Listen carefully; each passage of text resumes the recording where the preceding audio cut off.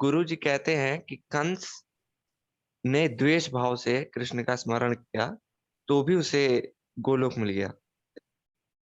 तो अगर कोई द्वेष भाव रखे गुरु में और निरंतर लेकिन उन्हीं का स्मरण करे, तो वो नामापराध कैसे हो जाता है? तो नामापराध तो गोलोक जाने नहीं देता। देखिए, नामापराध इसलिए हो जाता है, ये बात गुरु के लिए वैसे नहीं कही है महाराज जी ने कभी भी, ये बात भगवान के लिए कही है कि भगवान के प्रति अगर द्वेष भाव भी होता है, उनका स्मरण हो रहा है, द्वेष भाव से भी अगर उनसे मन जुड़ा हुआ है, उनका चिंतन हो रहा है, द्वेष भाव से भी तो वो जुड़ा हुआ है। लेकिन ये बात अवतार काल में तो पॉसिबल है। अवतार काल में जब लोग देखते हैं साक्षात श्री कृष्ण को, श्री राम को, उनकी मानवीय लीलाओं को देखते हैं, तो उनके अंदर कुसंग का भाव, गलत भाव पैदा हो जाता है, डाउट, शंका हो जाती है। लेकिन जो हम लोग हैं, हमारी तो अभी भक्ति शुरू ही नहीं हुई, हम तो उनका स्मरण करते ही नहीं है, और हम सीधे द्वेष करने लग जाएंगे अगर उनसे, तो हमें भक्ति का पता कैसे चलेगा कि हमें करना क्या? मन का अटैचमेंट होना चाहिए उनके अंदर। तो उनके प्रति हम द्वेष भाव रखेंगे तो भगवान की भक्ति कब होगी, कैसे होगी?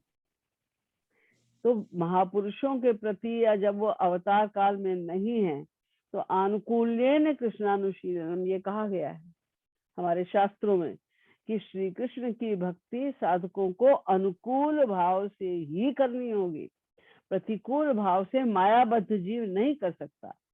ये रावण वगैरह जो थे, ये तो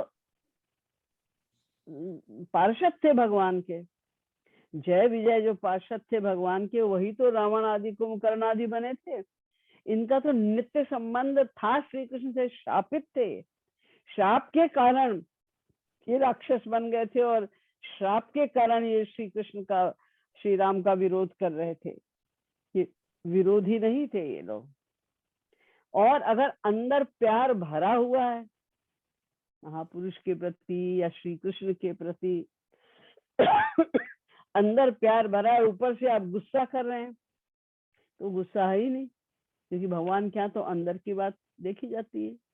गोपियां तो भयंकर गालियां दे देती थी श्री कृष्ण को, लेकिन अंदर तो रोम रोम में उनका प्यार भरा होता था, इसलिए अंदर की बात नोट की जाती थी, उसका उनको अपराध नहीं लगता था। लेकिन हम लोग तो अभी कुछ नहीं, हमारी साधना भी अभी शुरू नहीं हुई ढंग से, और हम महापुरुष को गालियां देने लग जाएं, तो अपराध तो हो गई, वो नाम अपराध है। भावोप्य भाव मायाति कृष्ण प्रेष्ठा पराधता। अगर आप भाव भक्ति की चरम सीमा पर भी पहुंच गए, तो भी अगर महापुरुष के प्रति आपने अपराध किया, तो तुरंत पतन हो जाएगा, क्योंकि भगवान भी क्षमा नहीं करते। महापुरुष के प्रति किया हुआ अपराध भगवान क्षमा नहीं करते, और कौन करेगा फिर?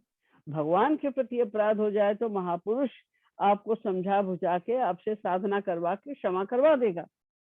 लेकिन महापुरुष के प्रति अगर अपराध हो गया, तो कौन क्षमा करेगा? इसलिए महापुरुष के प्रति अपराध है, उनके अगेंस्ट जाना, उनके अगेंस्ट बोलना। आप कुछ मत करो, बोलो ही मत, कोई संबंध ही मत रखो, तो कम से कम नामा अपराध से तो आप बचे रहोगे ना। लेकिन आप संबंध भी रख रहे हो और अपराध करते जा रहे हो, लगातार निंदा करते जा रहे हो, गलत सोचते जा रहे हो, तो अपने मन को आप गंदा कर रहे हो ना।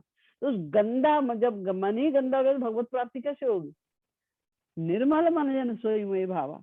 भगवान तो कहते हैं पहले निर्मल मन करो, निर्मल मन होगा, उसके बाद गुरु की कृपा से उसको दिव्य बनाया जाएगा, तब गुरु कृपा से उस भगवान के दर्शन होंगे। तो उनके प्रति हम अगर अपराध करते रहे, तो हम तो और अपना मन गंदा करते जा रहे हैं, शुद्ध कहाँ हो रहा है वो? तो भगवान कैसे मिलेंगे?